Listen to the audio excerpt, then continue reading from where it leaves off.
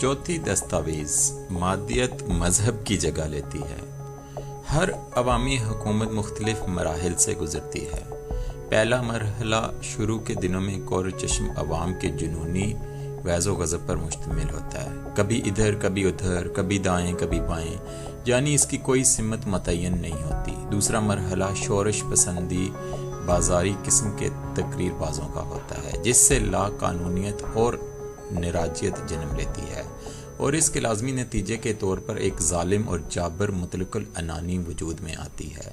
ये मुतलकुल अनानी कानूनी और एलानिया नहीं होती, इसलिए जिम्मेदारी से काम करती है। होती तो मुतलकुल अनानी ही है, लेकिन ज़ाहिर बज़ाहिर नज़र नहीं आती और खुफिया होती है।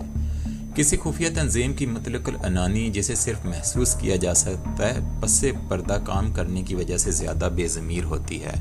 यह तंजीम खुद पसे पर्दा रहकर अपने गुमाश्तों के ज़रिए काम चलाती है, जिन्हें हस्बे ज़रूरत तब्दील किया जा सकता है। इनके चेहरे बदलने से तंजीम को नुकसान के बजाय उल्टा फ़ायदा होता है। मुस्तकिल तब्दीलियाँ करने की वजह से कुछ लोगों को मंजर से हटाकर वसाइल में इजाफा करने के लिए दूसरों को उनकी खिदमत के मुआवजे के तौर पर ले आया जाता है।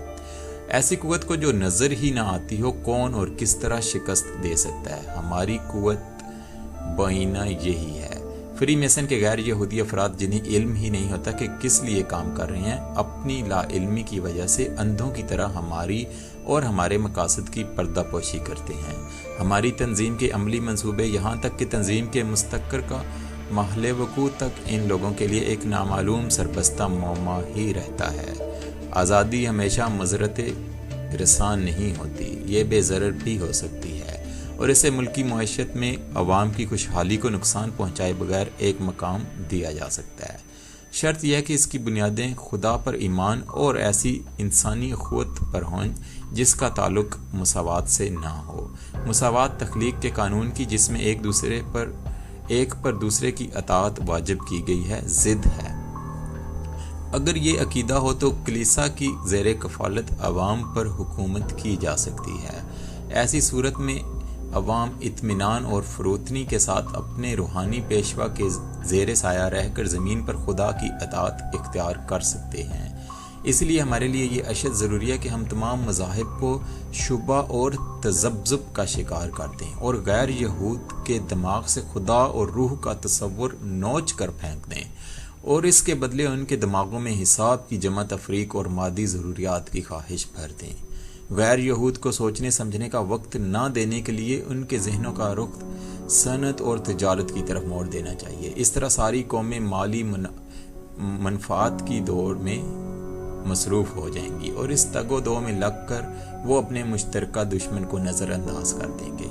लेकिन अब इस बात को यकीनी बनाने के लिए कि आज़ादी गैर यहूदी मुआशरे को पारा पारा करके बिल्कुल तबाह कर दे, हम सनत के शोबे को क़ियास अंदाज़ी की बुनियादों पर इस्तवार करना होगा।